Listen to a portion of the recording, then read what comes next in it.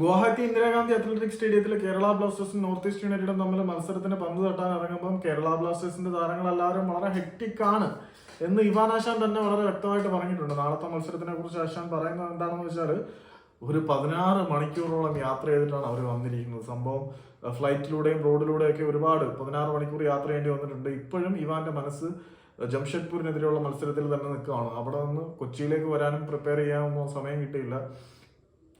അവിടെ നിന്ന് വീണ്ടും വരികയാണ് ഗുവാഹത്തിയിലേക്ക്. അപ്പം മൊത്തത്തിൽ ട്രാവലിംഗ് ഹെക്റ്റിക് ആണ്. അതുകൊണ്ട് തന്നെ പ്രധാനപ്പെട്ട പല താരങ്ങളും കളിക്കുന്നില്ല എന്നുകൂടി ആശാൻ പറഞ്ഞിട്ടുണ്ട്. ഇപ്പം ദിമി സ്കോഡിനോടൊപ്പം വന്നിട്ടില്ല, അഡ്രിയാനോടെ സ്കോഡിനോടൊപ്പം വന്നിട്ടില്ല, ഫെദോസ് ക്ഷണിച്ച് വന്നിട്ടില്ല.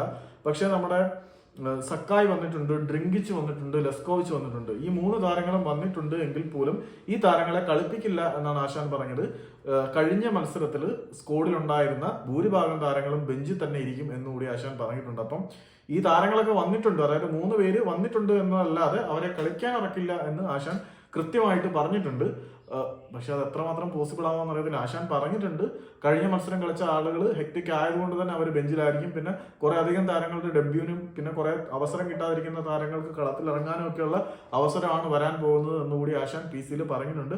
കുറച്ച് കാര്യങ്ങൾ പറഞ്ഞിട്ടുണ്ട്. അത് ഓരോ കൃത്യം എക്സാക്ട് പോയിന്റ് ആയിട്ട് ചെയ്യുന്നതാണ് നല്ലതെന്നൊരു അഭിപ്രായം വന്നതുകൊണ്ടാണ് ഇങ്ങനെ ചെയ്യുന്നത്.